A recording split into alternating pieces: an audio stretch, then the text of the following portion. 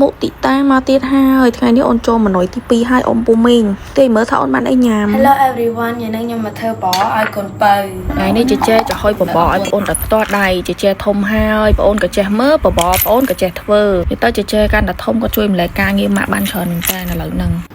បងប្អូនមើលជាខាងធំណាស់បងប្អូនចំពោះបបរដំឡូងបារាំងចំហុយឬក៏ស្ងោរគឺមានអីពិបាកឯងបងប្អូនមើលតវីដេអូនេះទៅបងប្អូនអាចធ្វើឲ្យអូនញ៉ាំបានហើយគ្រាន់តែយើងចាត់ដំឡូងឲ្យជាចំណិតតូចៗអញ្ចឹងហើយដាក់ចំហុយឬក៏ស្ងោរឲ្យដំឡូងនោះឲ្យលួយតែម្ដងណាហើយយើងយកវាមកសកត់ឬក៏កិនជាមួយនឹងម៉ាស៊ីនអូនដែលគាត់មានអាយុ4ខែកន្លះឬក៏5ខែគឺគាត់អាចញ៉ាំបបរផ្លែឈើបបរបន្លែឬក៏បបរអង្គបានហើយគ្រាន់ថាយើងអត់មានលាយពីរមុខអីឡើងទេគឺយើងប្រើមួយមុខសិនណាបងប្អូនបើថាដំឡូងបារាំងដាក់តែដំឡូងបារាំងការ៉ុតដាក់តែការ៉ុតដើម្បីតេស្តរសជាតិថាអូនចូលចិត្ត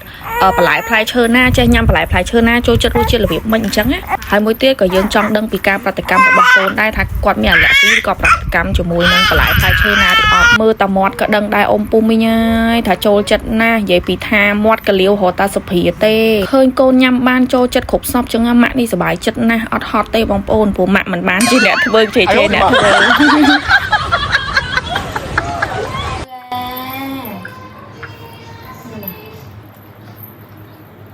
ណាជីចាយអើយមួយវិញទៀតនៅពេលដែលអូនចាប់ផ្ដើមញ៉ាំបបរហើយគឺយើងអាចផ្ដល់ទឹកឲ្យគាត់ញ៉ាំបន្តិចបន្តួចបានហើយដើម្បីកុំឲ្យគាត់ស្អិតកហើយក៏ឲ្យការរំលែកអាហាររបស់គាត់នឹងកាន់តែស្រួលអញ្ចឹងម៉ាក់កុំឆ្ងល់អីណាថាមិនបើខ្ញុំឲ្យអូនញ៉ាំទឹកទាំងឲ្យអូនអត់ទាន់អាយុ6ខែផង